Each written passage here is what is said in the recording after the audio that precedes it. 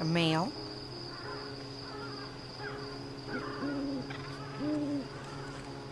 Most likely Bonsai's boy and Keone. Keone's boy and possibly Bonsai.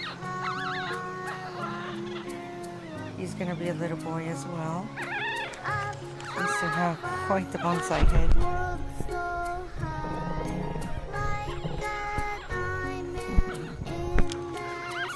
He's gonna be around 4 pounds.